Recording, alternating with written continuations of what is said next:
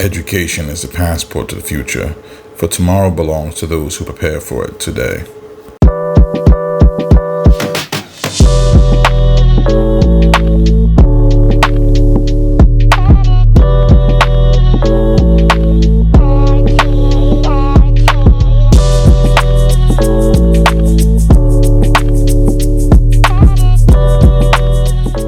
Hey guys, Professor Javon M.H. Presbury back with another episode of Hey Professor, the show where we talk about everything you wanted to know about healthcare management and business management. I am, again, your Professor Javon M.H. Presbury.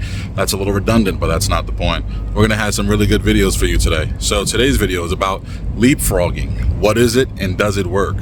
The concept of leapfrogging speaks to a situation or a tactic in which a person jumps from job to job to try to climb higher or get a job with more prestige and or more pay.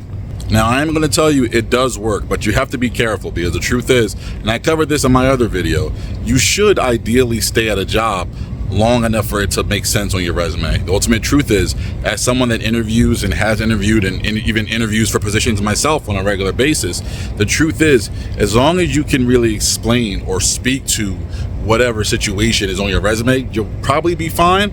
But it does kind of stand out when a person, has jobs 6 months here, 6 months there.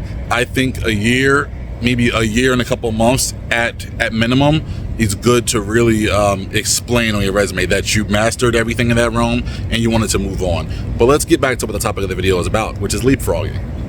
So how would I define leapfrogging? I would define leapfrogging as a situation in which a person goes from job to job in what seems to be a relatively rapid succession in order to get additional income or to, let's say, get a job that's more prestigious once they've got their foot in the door at another job. Again, you want to be careful. But let's go over some examples that I've done, or not even that I've done, that I've seen. I don't want to say I've done it, but let's say some things that I've seen, all right? My first job out of college, and again, this is back when I had my associate's degree, so let's take it with a grain of salt and really compare it to the time frame that I'm talking about.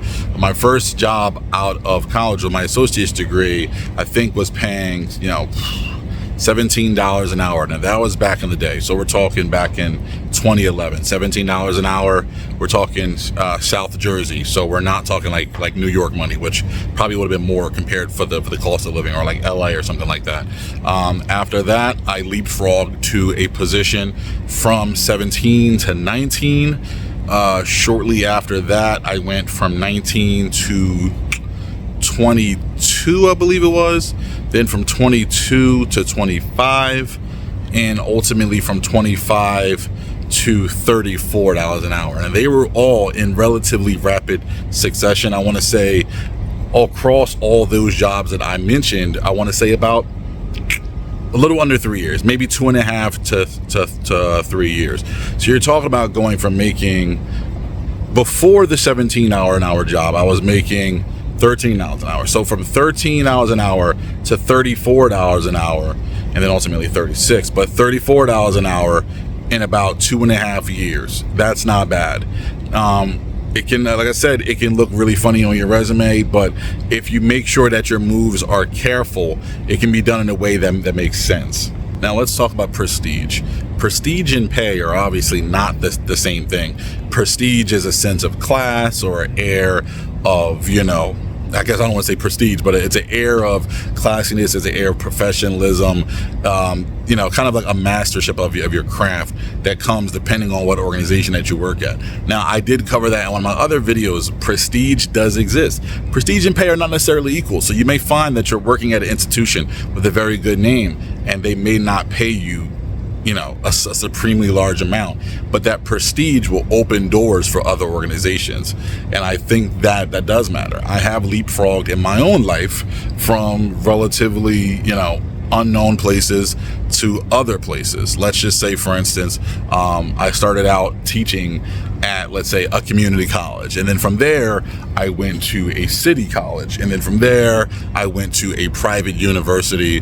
Then from there, I made a couple other leaps to some other more prestigious places. But the truth is, you can look at every job as a stepping stone to something better, to something else, if you make sure that you take the correct steps, that they're actually jobs that make sense. Don't just get a job only considering the pay. Kind of think about what the future will entail for you. Now, I've seen stories and news articles about people that traded up jobs, and in like a year and a half, they tripled their salary, from going from like 100,000 to 300,000.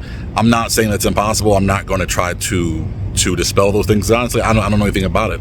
I think that you can do it. I think anything is possible. I think it's a matter of probability. Anything is possible, but not everything is probable. You always want to make sure that your resume is telling a story that makes sense, that every job that you take kind of looks like an evolution of your craft. Even if it's a lateral move in title, it could be an evolution based on the prestige of your organization. That's an absolute truth. Now, to wrap it up, if you were to ask me if I recommend leapfrogging, the short answer is it depends. It really depends on what your goals are for both the short and the long term. You have to understand that in the healthcare and business industry, your name is going to carry weight. People are going to know who you are. And if you move around too much, too quickly, you're going to have the sense of a person who is only about money, who seems disloyal, who's not really putting in their time here or there. It's important that you make the moves that make sense for your career. But I will say that, there are caveats, there are things to consider, but leapfrogging does work. Really take into consideration, like I said, all the factors I said before, like how long you're working there, the team you're working with, because the honest truth is sometimes you may find a team that you want to stay with. These are all different components and factors that you may not realize will influence your career in the future. Again, always put your best foot forward. You can be somewhere for a small period of time and still be a relative agent of positive change, and then move on. And you can even really illustrate it that way in a resume, or even in an interview setting. You can speak to that you don't have to stay somewhere forever. All right, guys, this is Professor Presbury. I hope you enjoyed that video. Have a good one. Bye-bye. Thanks.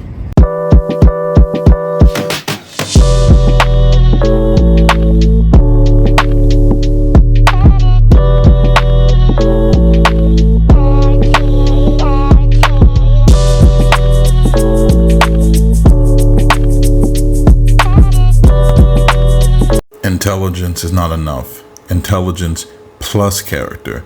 That is the true goal of education.